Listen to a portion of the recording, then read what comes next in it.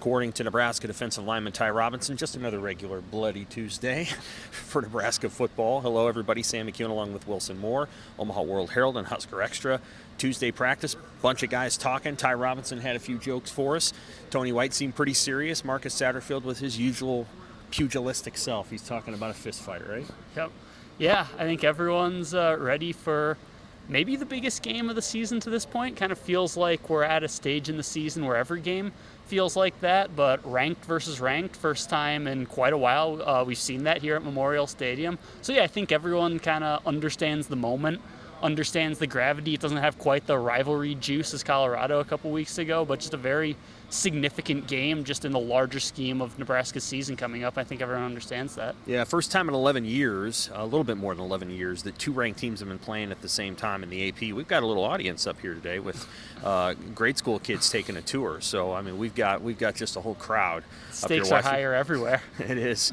I'm watching from the balcony, and we enjoy that. Believe me, we're professional broadcast journalists here, Wilson and I. Okay, so one of the things that also came up is that, you know, Illinois' defense does some unique things. They're going to disguise their coverages before the snap. Now, there are weaknesses to disguising your coverage before the snap, but there are also some strengths, and it's going to be on Dylan Raiola in his fourth career start as a true freshman to try to figure out what Illinois is doing right after the snap.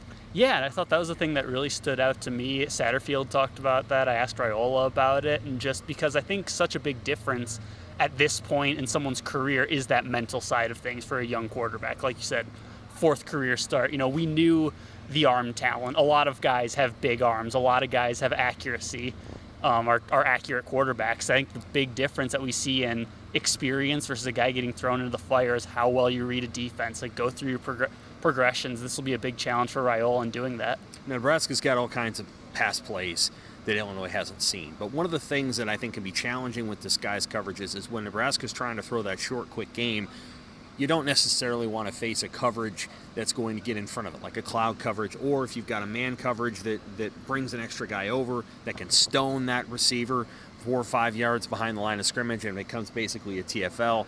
So that's something to watch, I think, in this game, is that Illinois is going to probably try to mess with Nebraska's short passing game, short circuit that passing game a little bit, because that's kind of how Nebraska's running the ball on the edges of the field now if they don't have a quarterback to run it. They don't want Raiola to run. They're comfortable with Harburg running if he's out there, but he hasn't done a lot of it yet. There's part of me that feels like there's going to be a Heinrich Harburg wild Colt package in this game. Yeah, for sure. I think we're seeing an Illinois defense that Nebraska is going to be facing that's picked things up a little bit. We saw, I think last year was kind of a transitional season for Illinois. Ryan Walters leaving as their coordinator. They lost some guys to the draft, and now we're seeing a unit that's kind of reforming, right, kind of figuring itself back out under Aaron Henry, and that puts more pressure on Nebraska. You know, that's a very good secondary Raiola is going to be throwing against, and it makes the running game and, you know, the trenches and that short passing game out on the perimeter all the more important. Yeah, so they're going to run kind of what looks like a 50 front. 5 guys along the line of scrimmage. Technically, it's a 3-4, but their two best pass rushers are those two guys on the edges, Seth Coleman and Gabe Jackas. Those are the two guys that you're going to watch. They're going to come after Nebraska's tackles. The way Ben Scott described it is there's going to be a lot of 5-on-5, a lot of man-on-man blocks. Illinois is going to try to make it very difficult for Nebraska to run the ball. On the flip side of the coin, Illinois didn't have much success against Nebraska's defense last year, but there's reasons for that. There were opportunities, and they kind of blew them. There was a chance for Illinois to have 21 to 28 points in that game, and Luke Altmaier made mistakes, or they got a 4th down stop down inside the 1-yard line. This kid is a threat, and Ty Robinson talked about the challenges of trying to contain that guy.